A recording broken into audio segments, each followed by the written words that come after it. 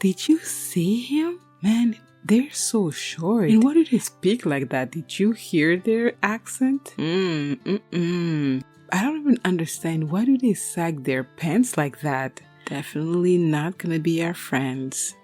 I guess it was settled then that they didn't stand a chance. Though Rizzy was 11 years old then, her perception at 15 or 16 years old had not changed. Through the years, Keys, his brothers, and Rizzy's siblings had been acquainted to one another and cultivated a solid, fun, and respectful relationship. They had attended many Rizzy's best friend's Coco birthdays. They would walk along each other to school and experience together their first job. One summer, their whole crew took part in a seasonal summer work, picking fruits and vegetables. Oh, what a summer! Let's remember that it was the same summer Rizzy had started feeling more feminine. What she didn't know was that all the little boys working in the fields, they too would appreciate her femininity. Maybe even a little too much. So every morning, Rizzy and one of her sisters would wake up, get ready, and head to work. Since it was their first job experience, it felt like an adventure.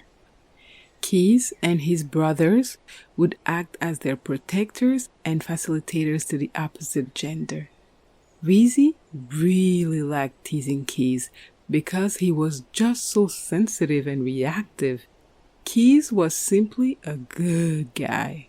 He never imposed himself on Rizzy or made her feel uncomfortable, but from his demeanor, it was obvious that he had a big thing for Rizzy.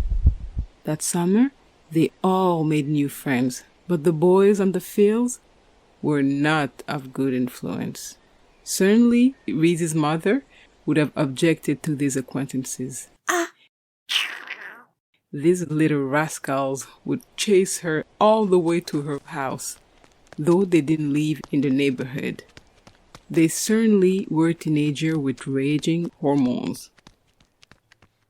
One Friday, as they were back from work, Rizzy decided to hang with the boys, and as she was walking down the street, she found herself face to face with her father.